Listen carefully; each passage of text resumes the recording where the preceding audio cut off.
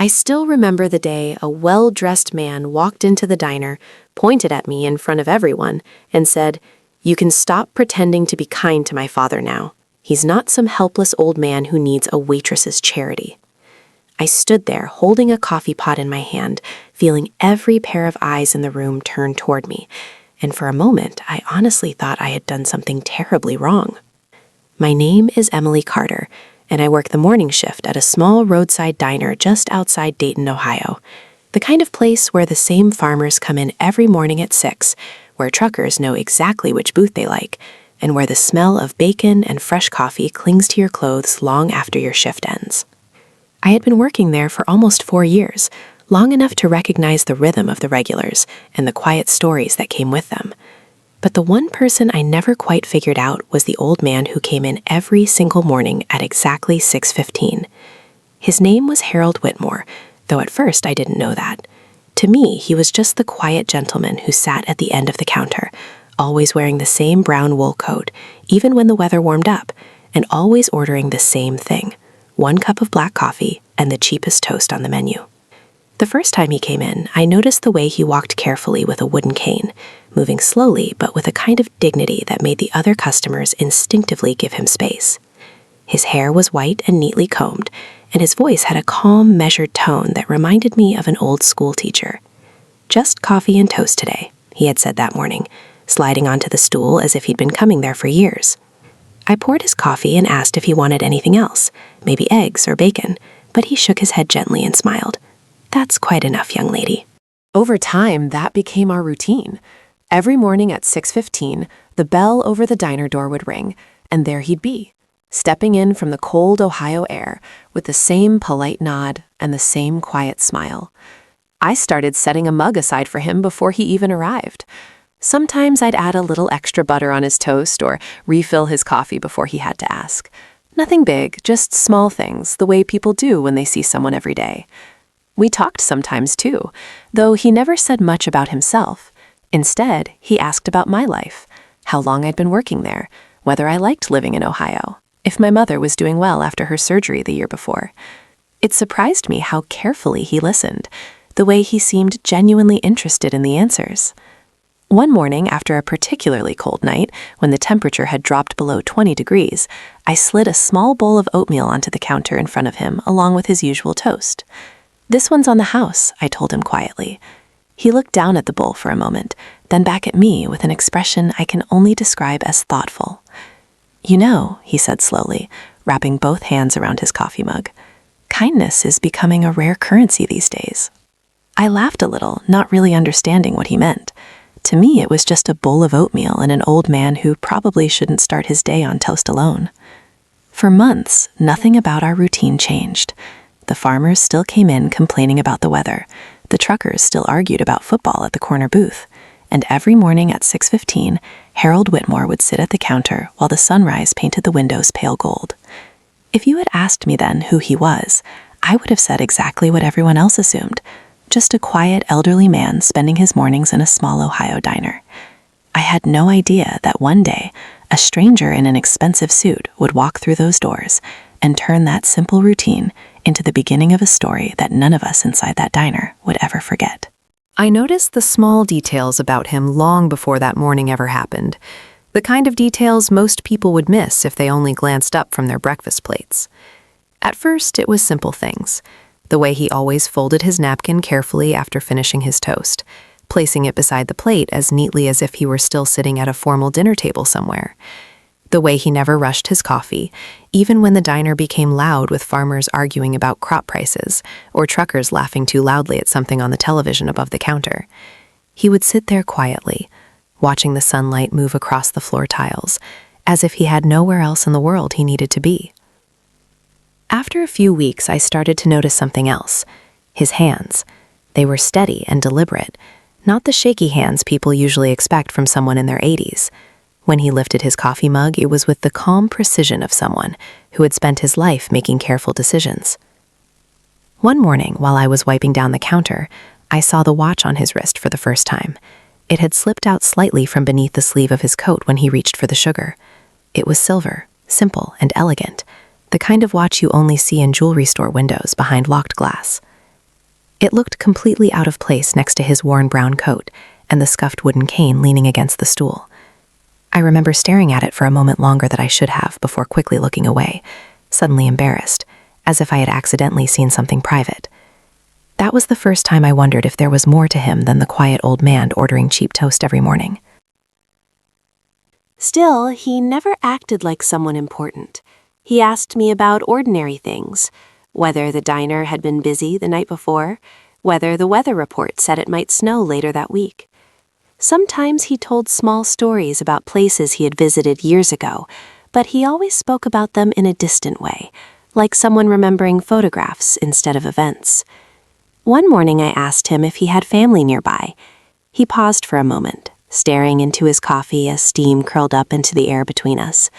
Then he smiled in that calm way he had and said, "Everyone has family somewhere." It was such a strange answer that I did not ask any more questions. Over time, the other regular customers began to notice him too. Some of them greeted him politely, but most people simply treated him like part of the furniture, another quiet presence in the corner of the diner that had always been there, and he seemed perfectly comfortable with that. Sometimes he would bring a small notebook and write in it while sipping his coffee. The pages were filled with careful handwriting, lines of notes or numbers that I could never quite see clearly from my side of the counter. When I once asked if he was writing a book, he chuckled softly and shook his head, just remembering things before I forget them. Winter slowly turned into early spring, and our routine never changed. 6:15 every morning, the bell over the door rang, and Harold Whitmore walked in from the cool Ohio air. Coffee, toast, a quiet conversation that lasted just long enough before the diner filled with the noise of the day. I thought I understood exactly who he was, a lonely older man who liked to start his mornings somewhere warm where someone remembered his name. I thought the small kindnesses I showed him were just that, small, ordinary, something anyone would have done if they had been standing where I was behind that counter. What I did not understand yet was that some people notice kindness in ways the rest of us never see coming, and that quiet man with the careful voice had been paying attention far more closely than I ever realized. I still remember that Monday morning more clearly than any other shift I had worked in that diner. The sky outside was still pale and gray when I unlocked the front door at 5:30, and the air carried that sharp, early spring chill that sneaks through your jacket even after the sun rises. The coffee machine was already humming, filling the room with the familiar smell that always made the place feel warmer than it really was. By 6 o'clock, the first regulars had started coming in. Old Mr. Donnelly took his usual booth by the window with a newspaper folded under his arm. 2 truck drivers sat near the door, arguing about which highway had the worst construction that year. Everything felt completely ordinary, the kind of quiet routine I had come to expect after years of working there. At exactly 6:15, the bell above the door rang, just like it did every morning, and Harold Whitmore stepped inside.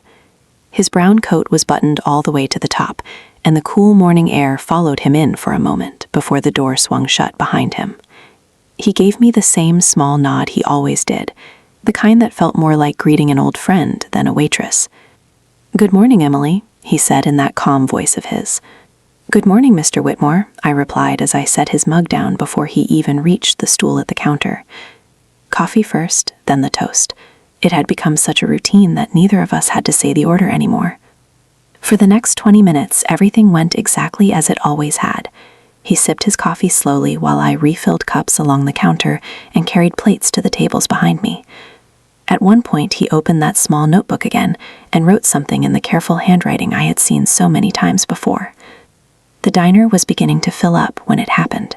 The bell above the door rang again, but this time the sound was louder somehow, sharper, like the door had been pushed open with more force than usual. I glanced up automatically, expecting another regular customer. Instead, I saw a man in a dark, tailored suit step inside. He looked completely out of place in our small roadside diner, like someone who had taken a wrong turn off a business trip and ended up somewhere unexpected. His shoes were polished so brightly they reflected the overhead lights, and the expensive watch on his wrist caught my eye the same way Mr. Whitmore's had weeks earlier.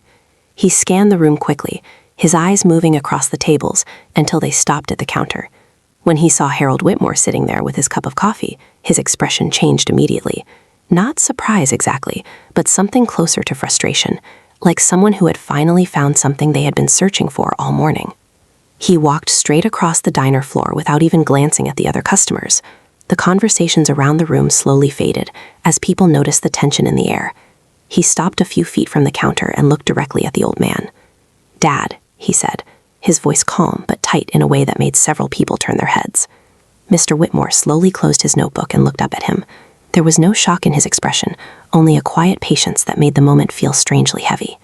I stood there holding the coffee pot, suddenly unsure whether I should step away or pretend nothing unusual was happening. The man in the suit finally turned his eyes toward me, studying me for a moment like he was trying to understand something that did not make sense. Then he gave a short laugh that carried clearly across the room. "So you are the waitress he keeps talking about," he said. His voice was polite on the surface, but the meaning underneath it made my stomach tighten.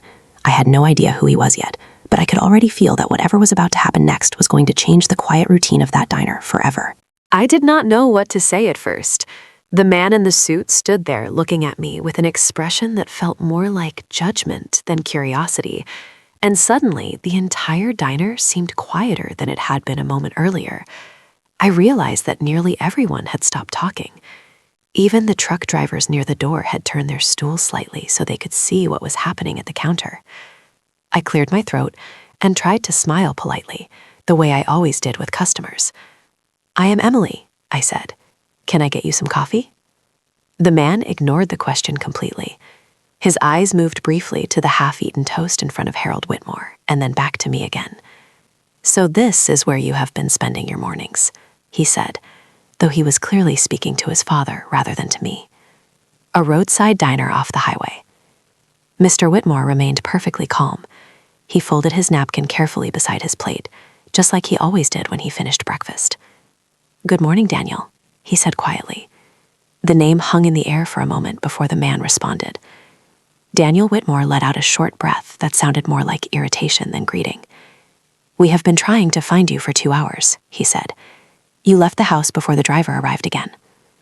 I stood there holding the coffee pot, suddenly realizing that the situation was much more complicated than I had imagined. This was not just a concerned son looking for his father. There was something tense in the way Daniel Whitmore spoke, something that made every word feel sharper than it needed to be. Mr. Whitmore took a slow sip of his coffee before answering. "I enjoy walking in the mornings," he said calmly. "Fresh air is good for the mind." Daniel shook his head slightly, as if he had heard this explanation too many times already. Then his attention shifted back to me. He studied my uniform, the diner logo stitched above the pocket, and the notepad tucked at my waist. His expression turned into a faint smile, but it was not the friendly kind. "Tell me something," he said. "How long have you been encouraging this little routine?" The question caught me completely off guard. "Encouraging what?" I asked. "This," he replied, gesturing toward the counter, the coffee mug, and the nearly empty plate of toast. "My father's sitting here every morning pretending he is just another customer." The words made several people in the diner glance at each other in confusion. I could feel my face growing warm. "He comes in for breakfast," I said slowly. "I serve him coffee. That is all." Daniel Whitmore laughed quietly, though there was no humor in it. "Of course you do," he said. "That is exactly what a waitress is supposed to do." Then he leaned one hand against the counter and looked directly into my eyes. "But you can stop pretending to feel sorry for him. My father is not some lonely old man who needs charity." The room became so quiet that I could hear the refrigerator humming behind the kitchen door. I felt embarrassed in a way I could not quite explain, as if I had been accused of something I did not understand. I opened my mouth to respond, but before I could say anything, Mr. Whitmore spoke again. His voice was calm, almost gentle. "Daniel," he said, "Emily has done nothing wrong." Daniel straightened slightly, but did not look away from me. "That may be true," he replied, "but she should probably know who she has been serving coffee to every morning." Mr. Whitmore placed both hands around his mug and looked down at the dark surface of the coffee for a moment. When he finally spoke, his voice was quieter than before, but somehow the entire diner seemed to lean in closer to hear it. "People deserve to be treated kindly," he said, regardless of who they are. Daniel did not answer immediately. Instead, he looked around the diner as if he were seeing it clearly for the first time. The worn stools, the chipped counter, the faded sign advertising pancakes for $4.99.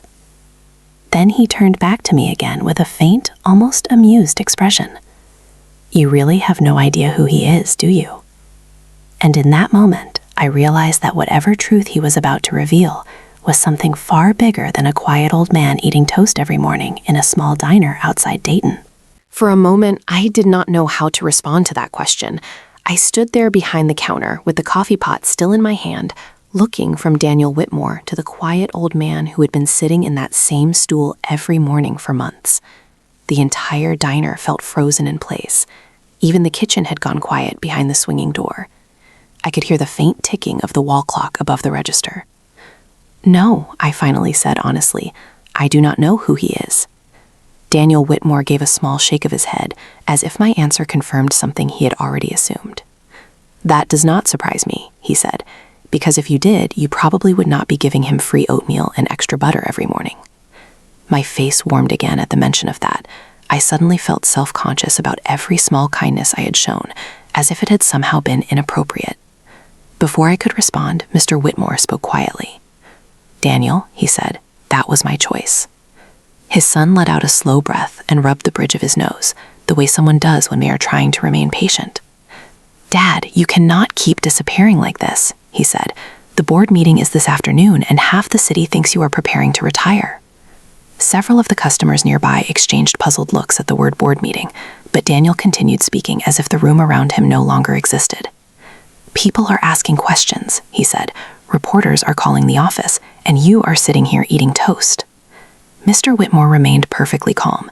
He lifted his coffee mug and took a slow sip before setting it back down. "It is very good toast," he said mildly. A quiet ripple of laughter moved through the diner, but Daniel did not smile. Instead, he turned toward me again. "My father," he said clearly, "is Harold Whitmore." He paused as if waiting for recognition to appear on my face. When it did not, his expression shifted slightly, almost surprised. "Whitmore Logistics," he added. "You must have seen the trucks. They drive across half the country." My mind searched for the name, then suddenly an image clicked into place. The long lines of white trucks with the blue Whitmore logo that I had passed on the interstate dozens of times, the shipping company that seemed to be everywhere across the Midwest. I looked back at the man saying quietly at the counter, the same man who had been eating $4 toast in my diner for months. It felt impossible to connect the two images together. "You mean—" I started, but the sentence would not finish itself. Daniel nodded once. "Yes," he said, "that Harold Whitmore." The room fell silent again, this time with a different kind of tension. I glanced down at the coffee mug in front of him, then at the worn sleeve of his coat, trying to understand how someone connected to a company that large could possibly look so ordinary sitting in a small roadside diner. Mr. Whitmore noticed the confusion on my face and gave a small, almost apologetic smile. "Companies grow," he said gently, "but people are still people." Daniel straightened his jacket and glanced at his watch, clearly impatient now. "Dad, we need to go," he said. "The driver is waiting outside." Mr. Whitmore looked around the diner slowly, his eyes resting for a moment on the farmers near the window, the truck drivers by the door, and finally on me standing behind the counter. Then he reached into his coat pocket and placed a few folded bills beside the empty plate. It was far more than the cost of coffee and toast. "Thank you for the breakfast, Emily," he said quietly. His voice sounded exactly the same as it always had, calm and sincere, as if nothing unusual had just happened at all. I watched as he picked up his cane and stood carefully from the stool. Daniel Whitmore stepped aside to let him pass, though the impatience in his posture had not faded.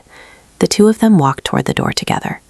Just before stepping outside, Mr. Whitmore paused and turned slightly back toward the counter. For a moment it looked as though he wanted to say something more, but instead he simply gave that familiar nod again.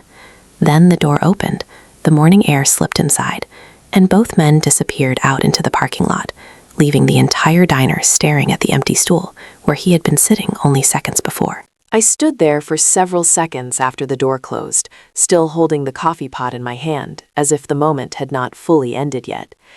The diner slowly came back to life around me. Chairs creaked, Someone cleared their throat. One of the truck drivers finally spoke first. "Did he say Whitmore?" he asked quietly to the man sitting across from him. The other driver nodded slowly. "Yeah, I think he did." I turned back to the counter and looked down at the folded bills Mr. Whitmore had left beside his plate. There was far more money there than the cost of coffee and toast. I picked them up and slid them into the register automatically, but my mind was still trying to connect everything that had just happened. For months, I had been serving breakfast to a man who owned one of the largest shipping companies in the Midwest, and I had never suspected anything beyond a quiet old customer who liked cheap toast and black coffee. The rest of the morning passed in a strange blur. Customers kept asking questions while I refilled cups and carried plates across the diner floor.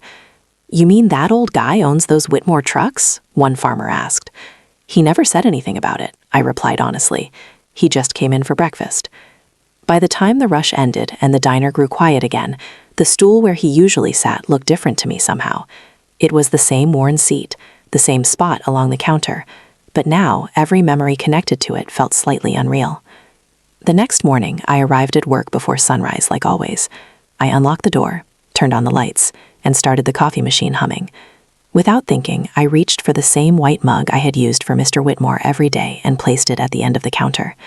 6:15 came and went. The bell above the door never rang. I told myself it was not surprising. A man like him probably had meetings, appointments, or responsibilities far beyond a small diner outside Dayton. Still, I caught myself glancing at the door more often than usual. The same thing happened the next day, and the day after that. The farmers still came in for breakfast. The truck drivers still argued about highway traffic, but the quiet old man with the calm voice never returned to his stool at the counter. A week passed, then another. Eventually, I stopped placing the mug out automatically in the mornings, though the empty space where it had sat seemed to linger in my mind.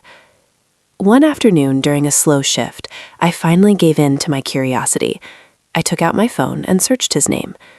The screen filled with articles, interviews, and photographs of Harold Whitmore, standing in front of warehouses and long rows of shipping trucks with the blue Whitmore Logistics logo printed across the sides. Some of the photos were recent. Others were clearly from decades earlier, when he was younger and standing beside the first delivery truck his company had ever owned. I stared at those images for a long time.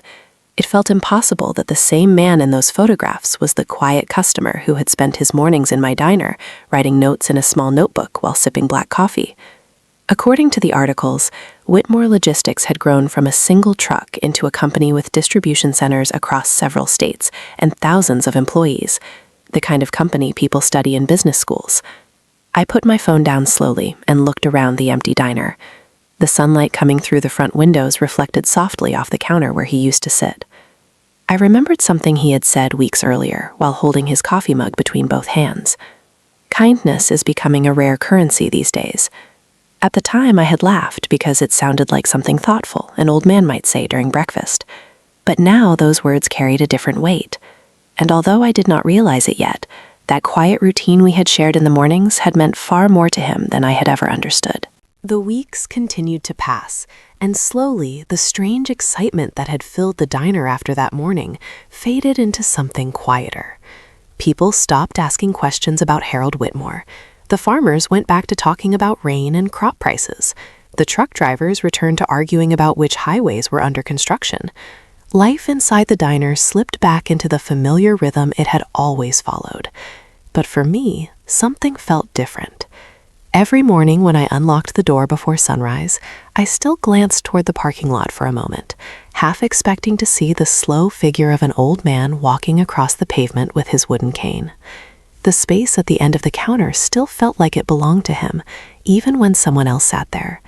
Sometimes a customer would take that stool without realizing its quiet history, and I would catch myself staring for a moment before turning back to the coffee machine. One late afternoon, about 3 weeks after that morning, the diner was nearly empty. The lunch crowd had already gone, and the evening customers had not yet arrived.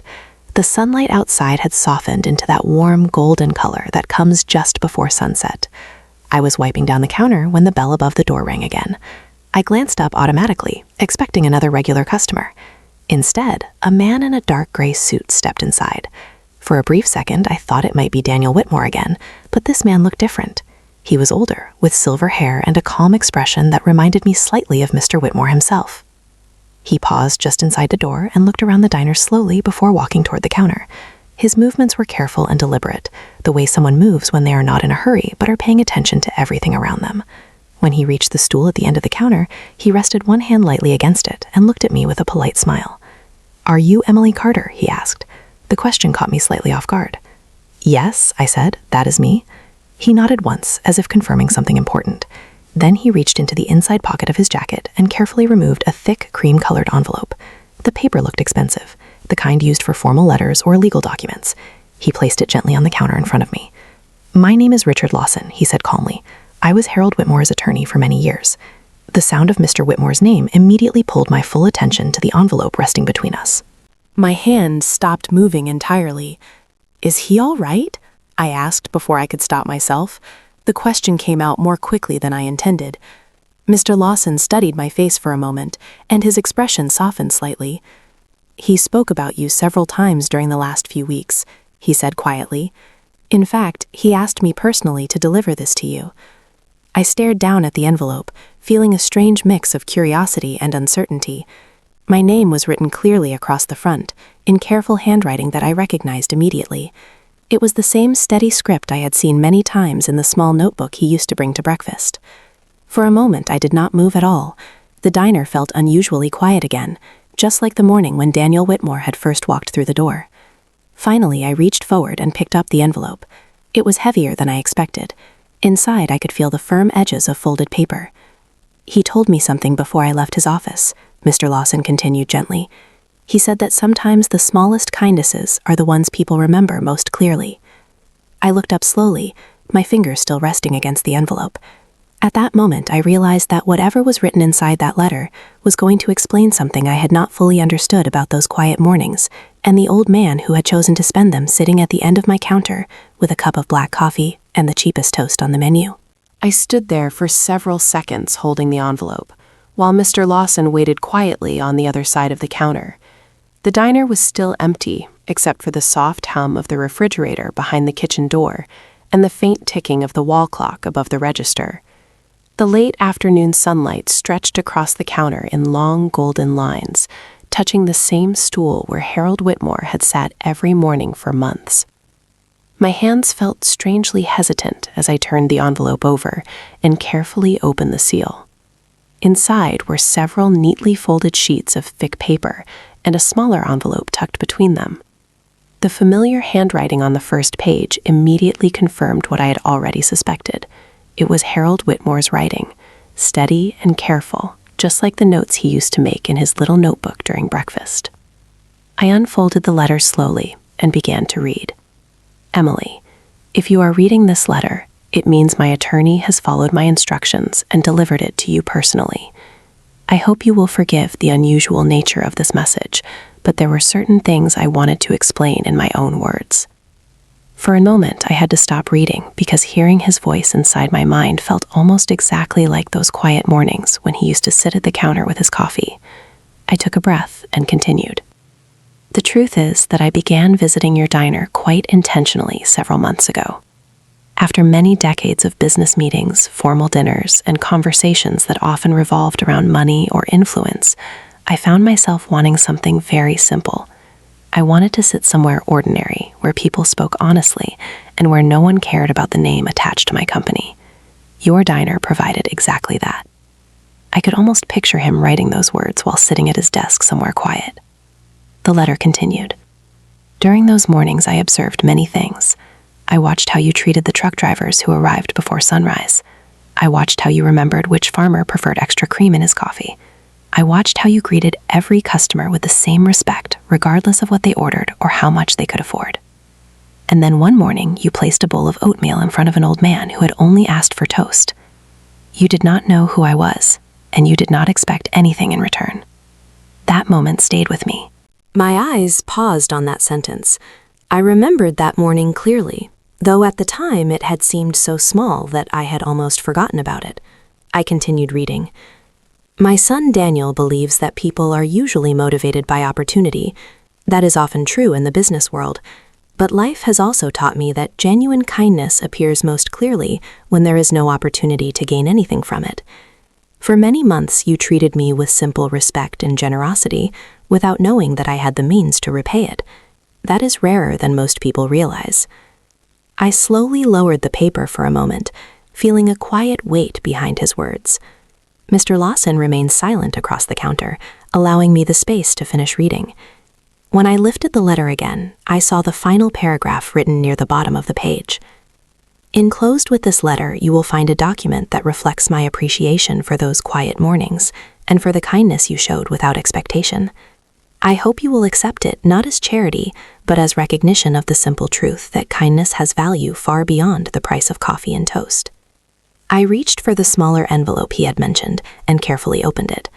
Inside was a single document printed on official letterhead. For a moment, the numbers on the page did not fully register in my mind.